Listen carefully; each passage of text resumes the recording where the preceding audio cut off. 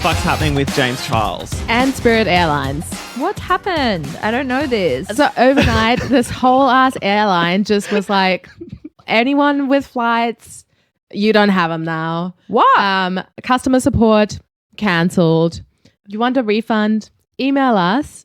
But nobody's manning the email, so we won't get back to you. They said, fuck you, fuck your mum, fuck your drag. Yeah. Bye. Basically. So they've like gone to the liquidators. They're done. Right. So Fucking hell. thousands of people have obviously been affected by the flights, but then also everyone who worked at Spirit Airlines has been laid off. Mm-hmm. And since it's an online world, employees have shared their stories. And one of them was just, sharing once again, I'm a Spirit Airline worker. I've been laid off out of nowhere. And who comes out of the woodwork but friend of the show, James Charles. Wait, I think I did. So she messaged him as well? Like Yeah. she sent him a DM? Yeah, I think she just sent a bunch of DMs to a bunch of people. Why Asking- not? Just being like, I got laid off. Here's my GoFundMe or oh, yes, my can you put whatever. the word out or something? Yeah. Right. And she barked up the wrong bush. Absolutely. So he then trashed her, didn't he? He made a TikTok that was basically get a job. Yeah. Really? Yeah. Yeah, basically. Yep. He was like, James Charles said, get a job. I just want Somebody who's never had a job Yeah. said, get a job. And the way I came across this was by way of Jackie Aina, who's one of my favorite beauty influencers. She's a big beauty influencer, and she ripped James Charles a new one, respectfully, the way she always does. And she never speaks on anyone. Oh, She's yeah. somebody who's she never gets into the drama. She just blocks people. Yeah. But she called out how tone deaf and just insensitive it is. And I was like, let me go down this rabbit hole. And I did. Love it. Love it. So he trashed her. Yeah. Then people came for him and said, this is vile, basically. I think he then apologized. He apologized. Yeah, he did apologize. Yes. But then she said, I don't accept your apology. Oh, wait, I missed that. Yeah, she said, I don't accept it. I love that. Yeah. You forget sometimes you don't have to accept Yeah. an apology. And it was one of those crying videos where James Charles is like, I just, got misunderstood and all this kind of stuff. And then there's that screenshot that I sent you guys that someone was like, he even cries like a pervert. Oh my God. Jesus. Well, then I saw a video of James Charles saying he only wants to date as young as possible.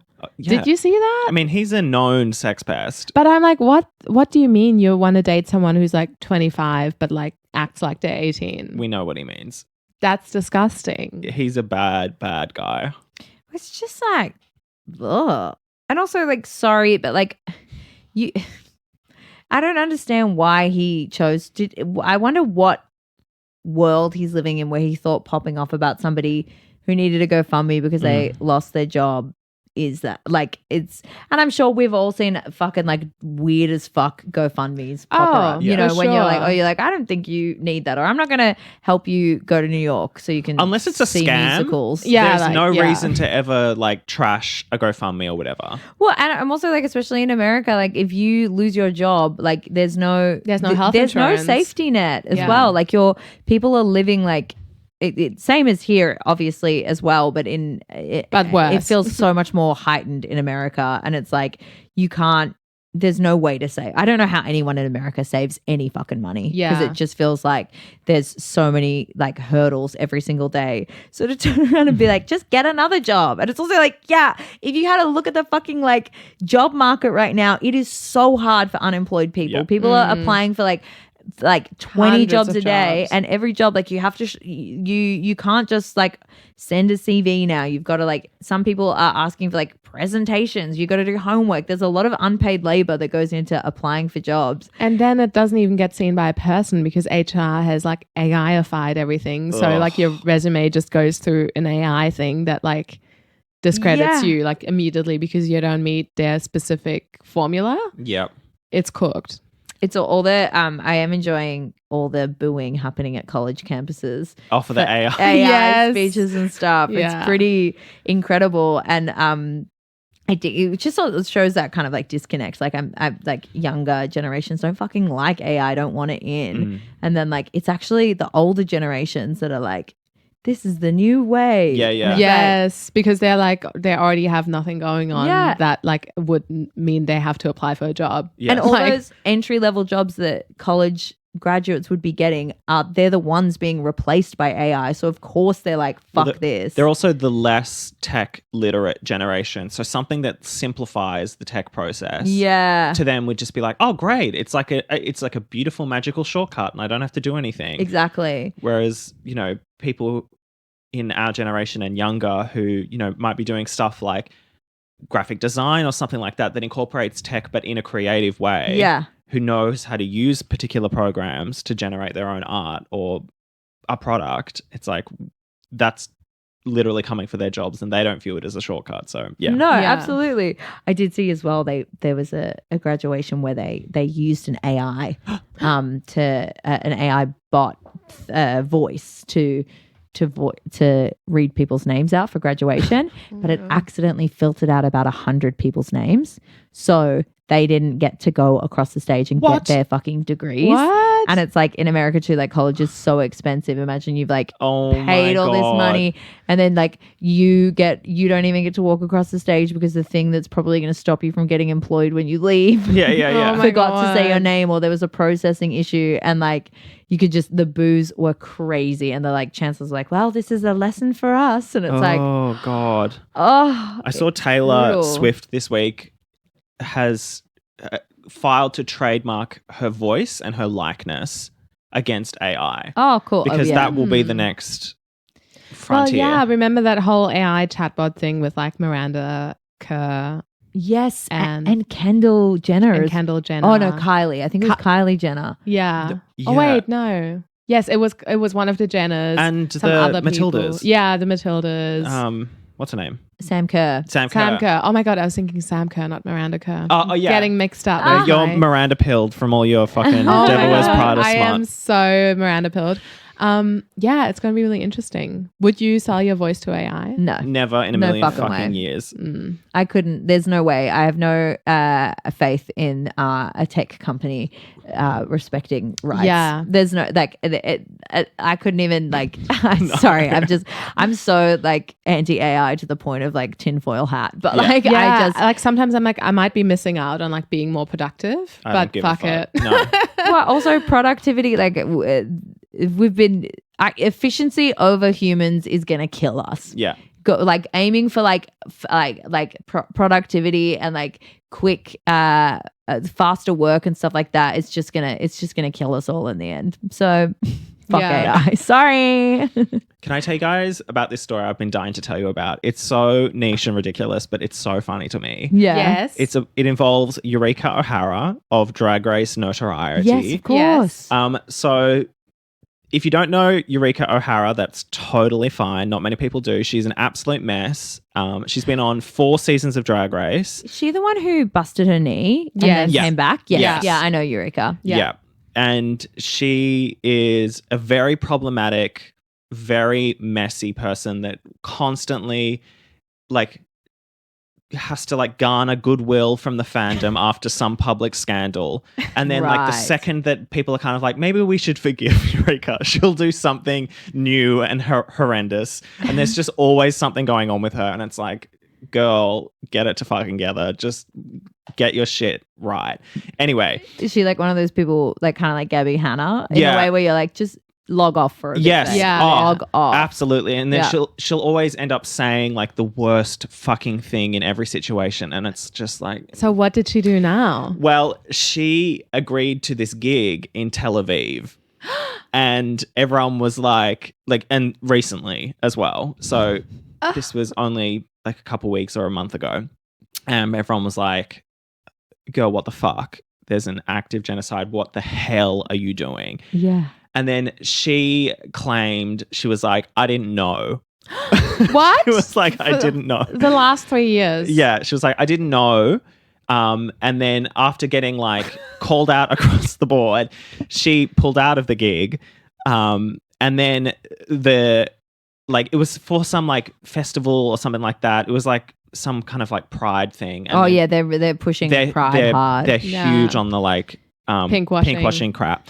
Anyway, they then were like trying to trash Eureka online, being like, she knew damn well, and they came out with receipts that made it clear that she knew, because they were even like, they showed like in the request for the gig, they were like, if you'd like to do this, I know that like, you know, this might be like considered like a political thing and blah, blah, blah. And then it was like Eureka's comments in the chat were like, girl, I don't care about that mess or something like that. Like it was like she could not give a fuck. So she got like, even after pulling out of the gig, it got even worse because it then got proven that she was like trying to like double dip basically. Yeah. Wow. Then a few weeks later, everyone was like, log off, girl. Just get out of the public eye. This is not for you.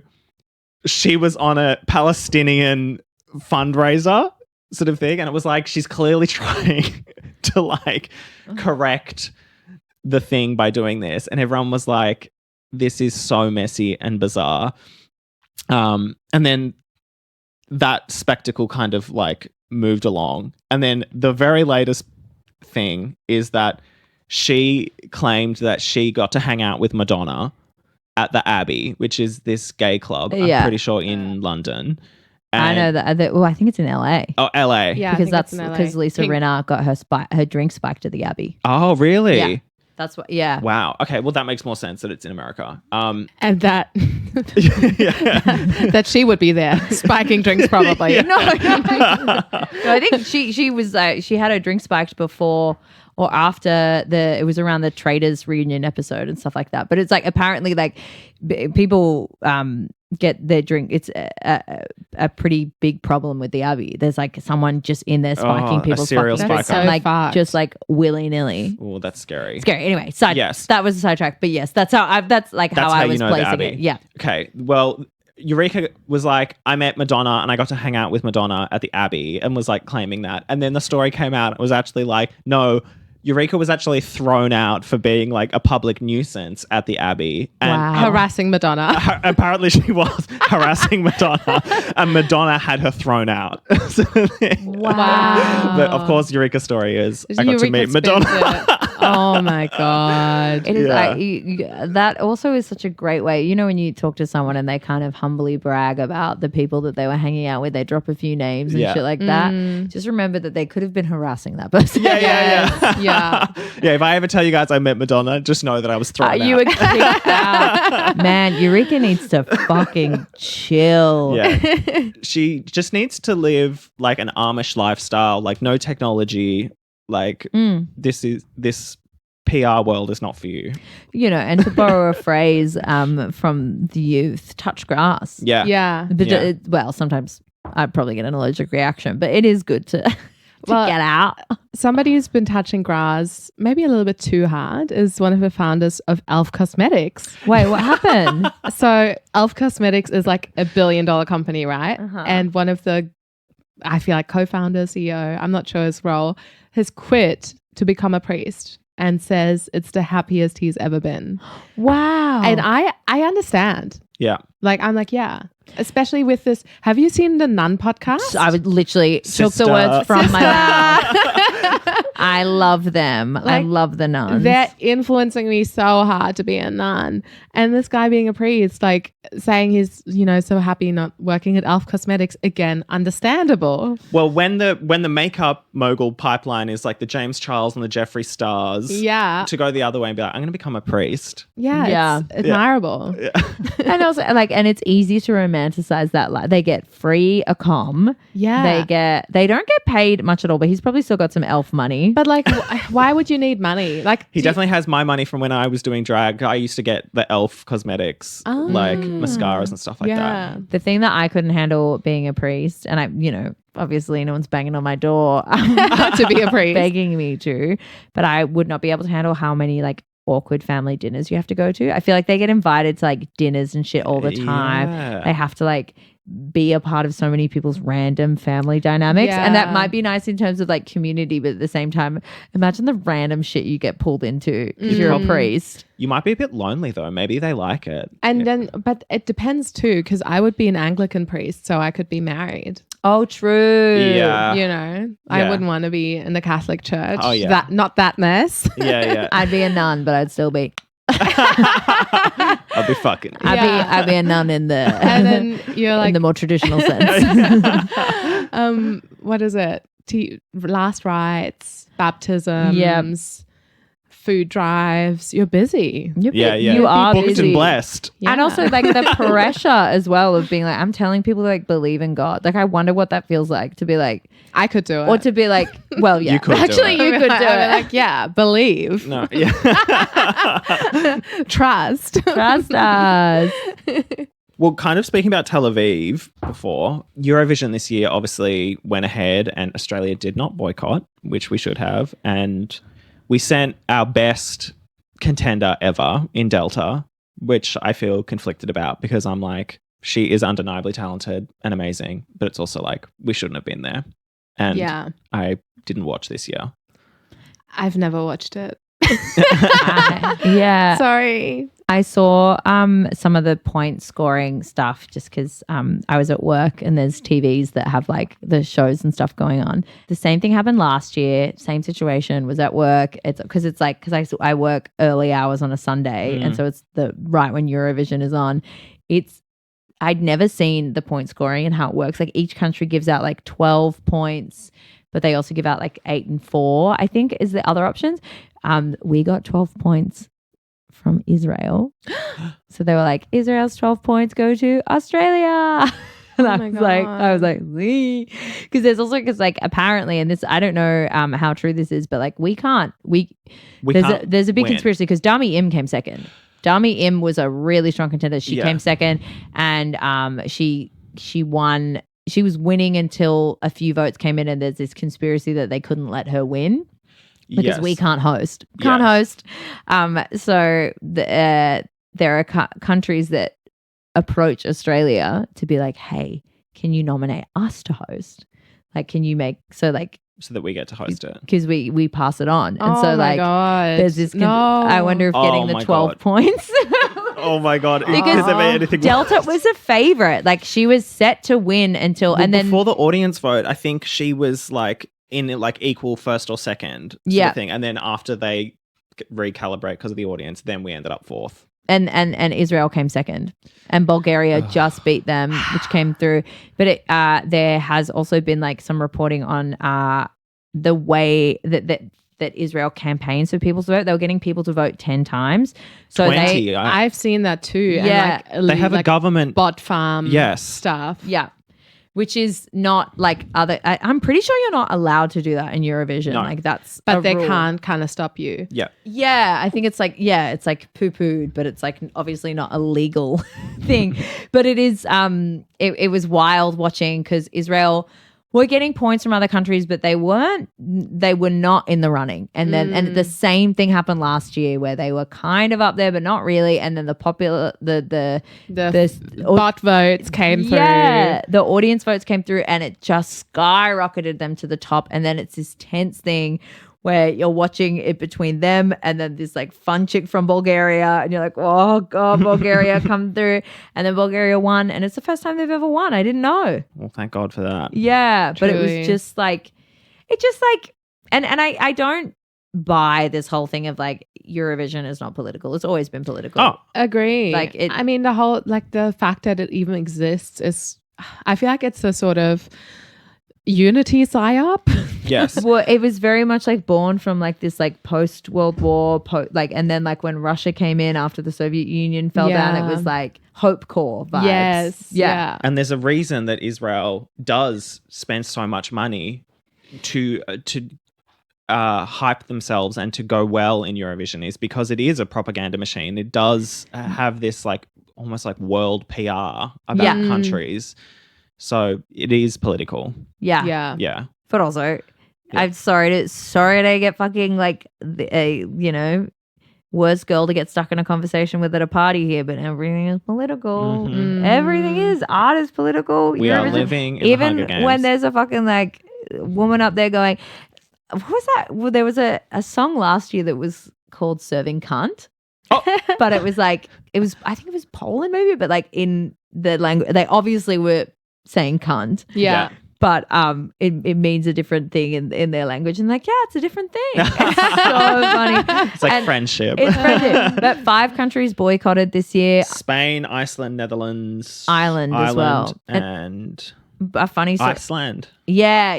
Mm. A really funny thing about Ireland as well. I didn't know this law. They won a bunch. Like they used to win all the time, but it's really expensive having Eurovision. Like same way that like the Olympics is so expensive and a burden that they started tanking it. So for like from like the Why? mid 90s to the early 2000s, Eurovision would like as Ireland would put forward kind of shit submissions because they were like, we can't win again. And in like 2008, because they don't want to host. They don't want to host. Yeah. They can't afford it. In 2008, they their submission was this like turkey DJ that was just like yelling over like EDM music while people were dancing around. It's like a turkey puppet. Oh my God. And then it popped off and they won anyways. Like that would just be my luck. Like you're like, oh, I'm going to make this really bad. Yes. So everyone hates it, but then they love Everyone's it. like, it's camp. This is so cute. But I think that's such a funny story. Oh, just that's like, cute. And it's so Irish. Yeah, so good.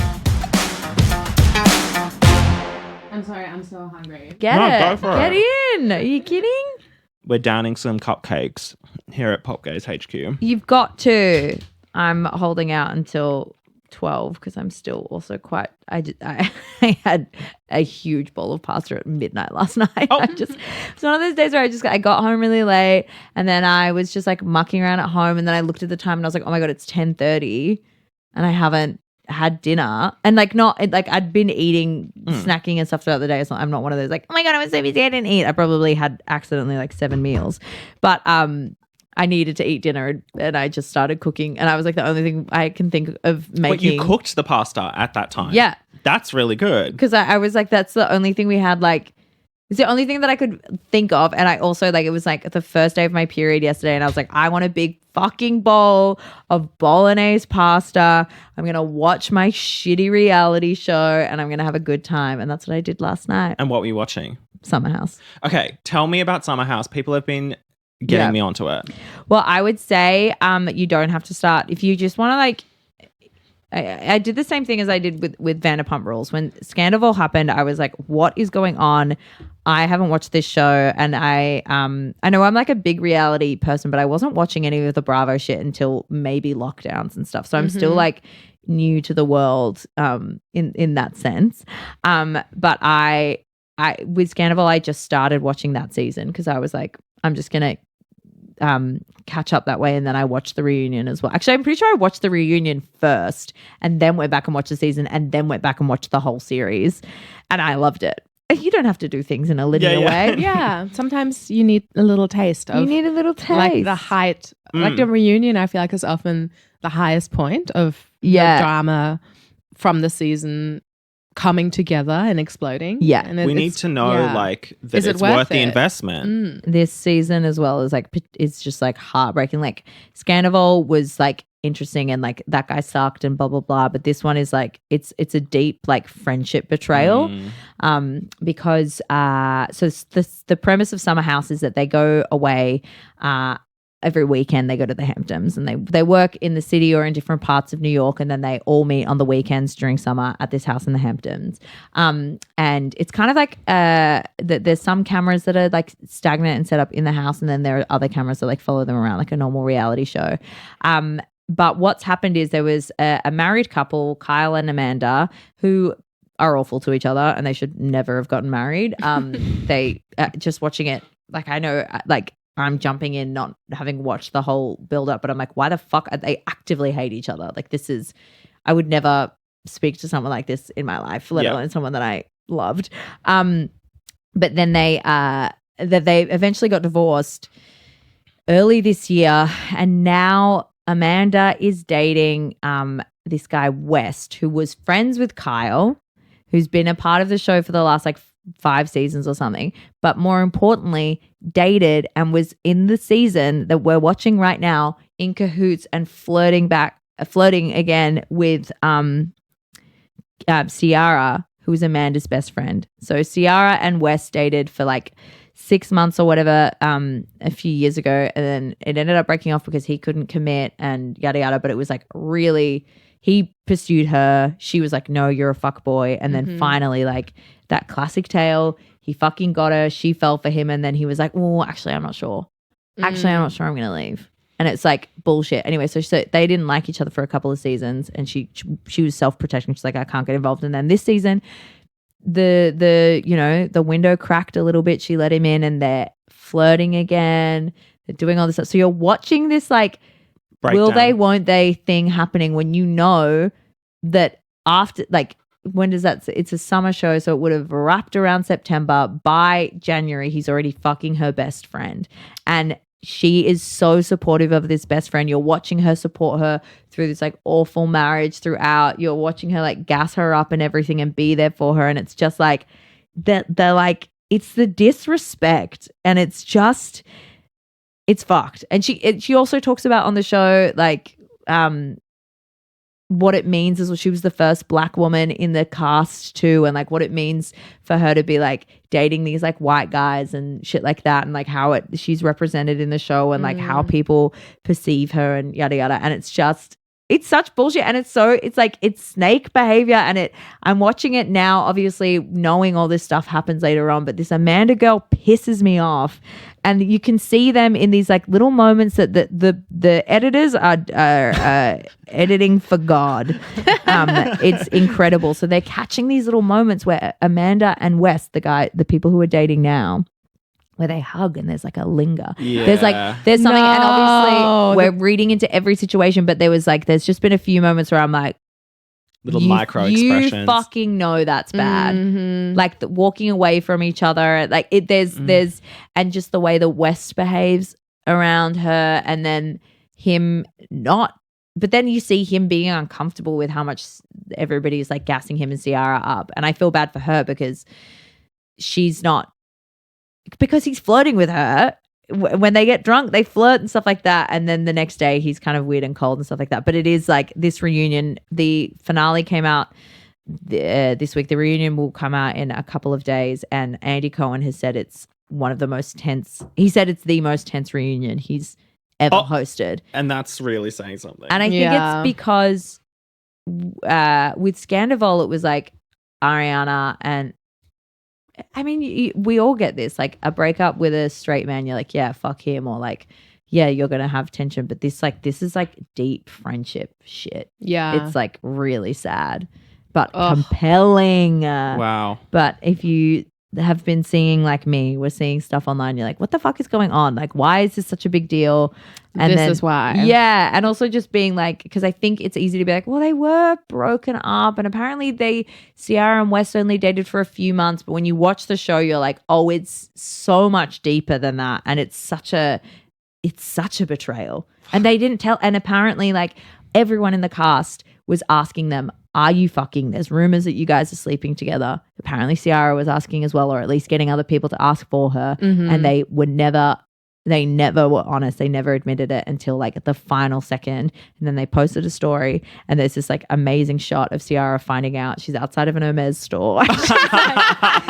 she's like in a white dress, and she's like, oh my fucking God. And I'm just like, babe. But I hope it looks like she's already getting the Ariana treatment. She's got a cover shoot from Glamour magazine. She's doing all this Ariana extra Maddox, work. Not Ariana Grande, which is the opposite end of the cheating spectrum. Oh my God. But yeah, it's crazy. And I did think, I was like, I think that like TV shows, like fiction shows, have got to start hiring the editors from some of these reality shows. Oh. Yes. Just like imagine if a show like, and that's why I think Succession is edited like it's a reality show in a way. And I think that's why it's so Have you seen compelling Unreal? to watch. Yeah. Oh, what's that? You would love it, Aurelia. It is about like the behind the scenes on a Bachelor-esque type show. So it's like, it's a fiction, but it is made by people who have worked behind the scenes on reality TV shows. And it's like the lengths that producers and story editors will go to get like drama happening in the show, and like all the fuckery that goes on behind the scenes to like hamp it up and like get them drunk and like oh my God. get them off their phones so that they have nothing to do but fight. Yeah. You know, just like all the different tricks that they employ. Did any of you watch Maths this year? No. Okay, I watched it. But Have you watched it before as well? never before. Wow. This What? is what happens when you get a TV. Yeah. You regress 20 years. Oh yeah. Biggest show in Australia. It's so trash. It's the worst people in Australia. Yeah. They really go bottom of the barrel and they put them all in the worst couples you can imagine. Yeah. And it's utterly addictive. Now, what's the name? I've only seen clips and stuff, but Beck.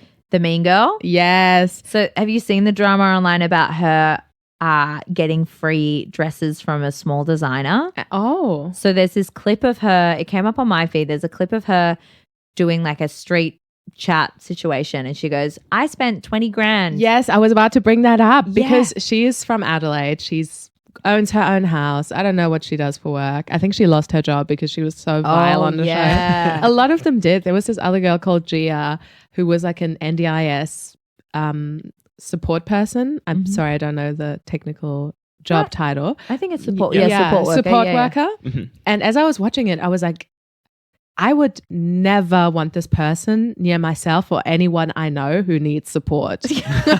Like, please, Yeah. I'll do the course myself. I'll help you.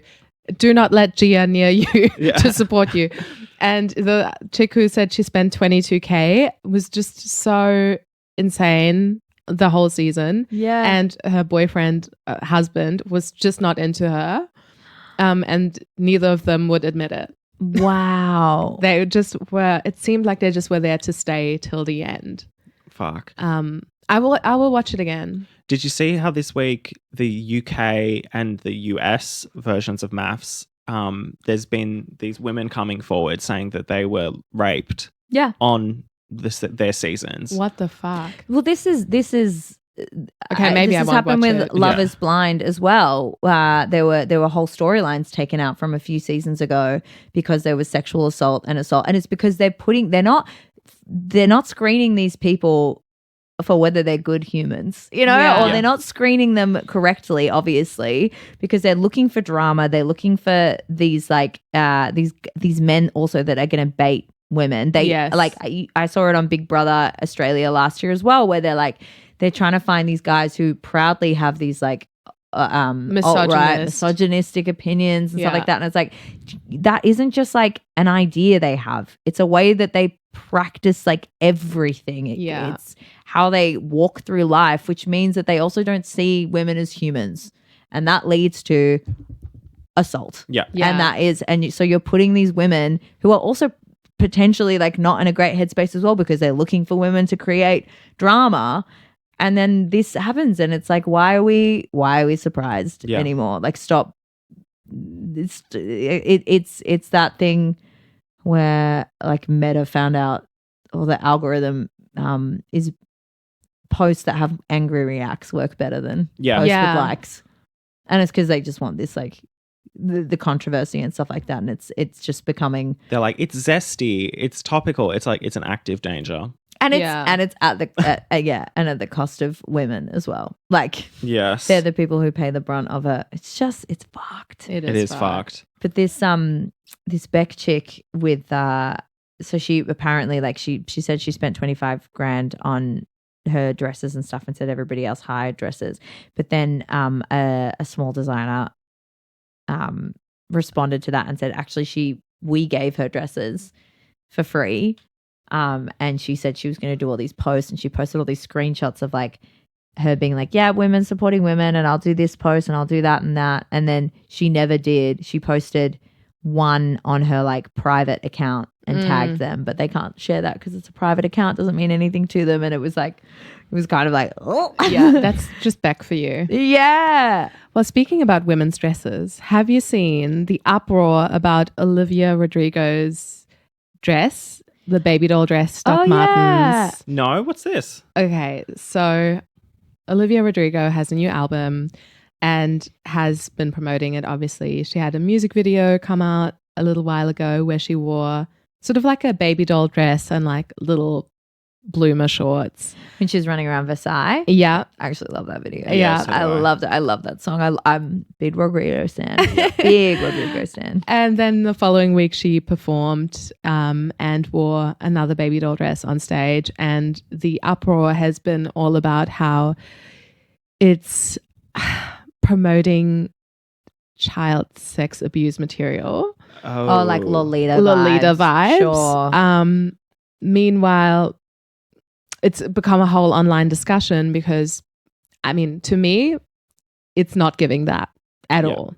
First of all, Olivia Rodrigo is like 22, 23 years old. She looks young, but she doesn't look infantile to me.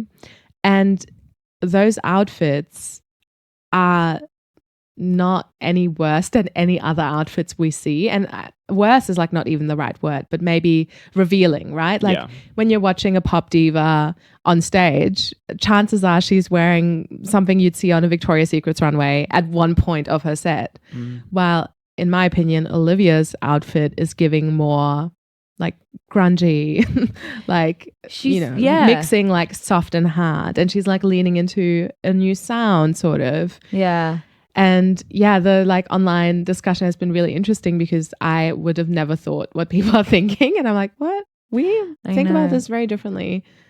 I find it, because she's obviously like she like Olivia constantly borrows from like punk sensibilities. Like she's a pop artist, but she has like, it's like an Avril Lavigne sort of. Yeah. It's not punk unless if you say it's punk. but like it's I saw it from that lens, and I saw it as like subverting, like, I don't know, it feels like a play on what people are saying she's doing, which has been a thing in women in punk music all the time, is like, you've put me in this box of being a little girl. Now I'm going to put on my combat boots and I'm going to sing at a concert. Like it's not, and I'll wear like a little vintage looking dress. Yeah.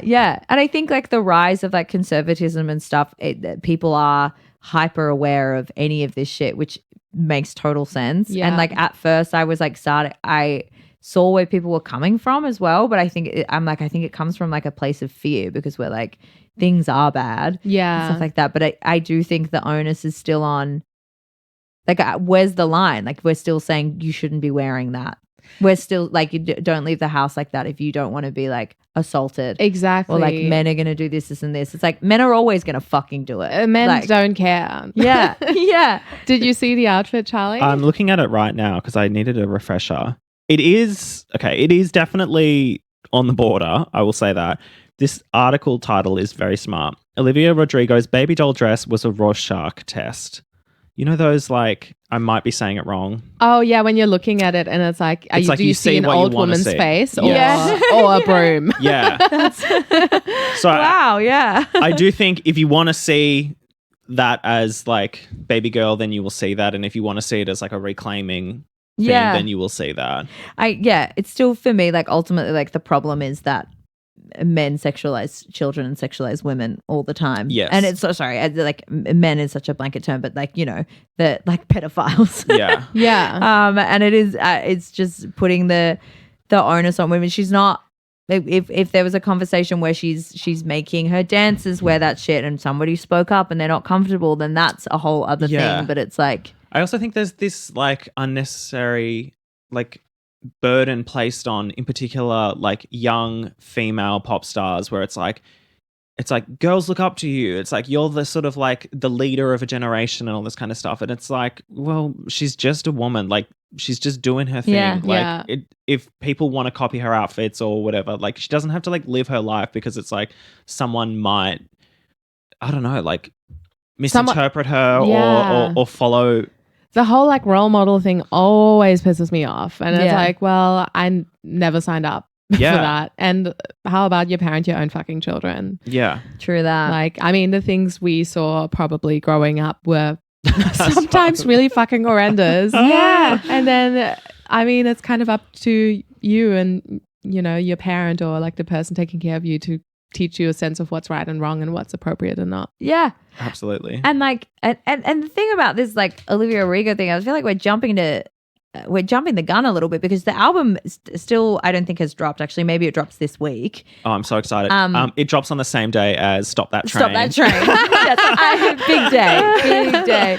But like it's we already know that this is going to be like Drop Dead. The song is the start of a beautiful relationship. It's about this relationship here. So I'm like, I could absolutely see her starting with this sweet baby doll, like men's fantasy kind of thing, being like, I'm being cute. It's all floral and I'm really wayfish. light. This is for you, but I'm still got my punk boots on. So I'm like cool, but I'm still cute and blah, blah, blah. I'm doing the right things for you. And then but she becomes more adult. Yeah. Or like I can see this being like a through line. Her bubble gets burst. Yeah. I just feel like everybody's a bit like, and everybody's so ready to be fucking like to blame a woman. Always Yes. so ready for that. Shall we get into our pop or flop? We shall. Let's do it. I got a flop this week. Ooh. And it is rumors that Kendall Jenner and Jacob Elordi are dating. I just can't handle another personalityless couple like that. Yeah. It's like, it's hard enough with Kylie and Timothy, but like the idea of that quartet.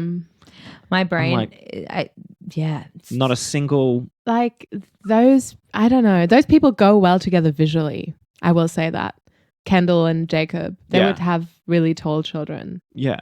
And that's why they're doing it. I think so. But what are they going to talk about? Well, I mean, I don't know. Kendall has like nice interior taste though. She does. I do like She her has houses. her multiple houses. Yeah, she has a really nice car collection as well. Oh, wow. So maybe they would talk about that. She has like all of my dream cars. It's kind of rude. Cars plural? Plural. Whoa. Yeah. So I flopped that as well. Yeah. Because fuck you. Yeah. I can't. They're so tainted for me, that family. Like I just can't. Any relationship, I'm like, well, Yeah. like I just don't believe it. Yeah. Apart from Courtney and, and Travis Scott. Yeah. But Because you can't fake that. You can't. You can't fake I that think, like constant unrest Yeah. feeling. That's true. I think that is real, which is not a compliment. Yeah. I have a pop this week. It's been a pop of mine for a while, actually. It's chocolate coconut water. Chocolate coconut water Yum. is so addictive. It tastes just like chocolate milk, but without the like upset stomach from having milk. Yeah. My favorite brands, Coco Bella, the one from Aldi. Avoid the raw sea chocolate coconut water though, because that one doesn't taste as nice. It's very watery and like not the chocolate. It does not have the right balance. So it'd be like, you know, if you've tried it and you're like, I didn't like it, and it was that brand, that'll be why. So try those other two brands and let me know what you think. Oh, it's so good. Especially, I love a chalky milk, but Yeah. I will destroy the next toilet I'm in where Yeah. it like happens. It tears me up inside. Well, this is actually healthy because coconut water is like full of electrolytes and stuff. Okay. Yeah. That's what you tell us. Yeah. I love it. I have a pop. Well, it's actually kind of like, I don't know. I feel like it's nice and it's cute to have something to look forward to that seems like it's just a good time. There is this movie trailer that at first I was like, what the fuck is this? But as it wore on, I was like, actually, I think I'd like it. And now the reviews have been like really positive. Rotten Tomatoes has given it like almost like a near perfect score. And the movie is called Sheep Detectives and it's got Hugh Jackman in it. Oh, and the premise yes. is that he's like a farmer who, and this isn't like a spoiler because it's in the trailer, so it obviously happens early on, but it's like he gets murdered or goes missing, I think. And then the sheep solve the murder. Is it a comedy? Yeah. Yeah, I think it's based on a book as well. Yes. Whoa. Yeah. I'm excited to see this. Oh, that sounds so I'm just cute. like, like this sounds wholesome. like I want to get cute. a big fucking popcorn. I want to get Yes. a Coke that is like the size of my torso. And I want to like put my fucking like, I want to tuck my little feet underneath me in one of those like indie cinemas and I want to watch Hugh Jackman go missing. Brilliant. I can't. Yes. And I'm just, I Love love it. it. That I'm sounds so excited. good. Well, thank you for listening, guys. And if you want our bonus episodes, head to the Patreon. Boy. See Love you you on guys. Patreon. Bye.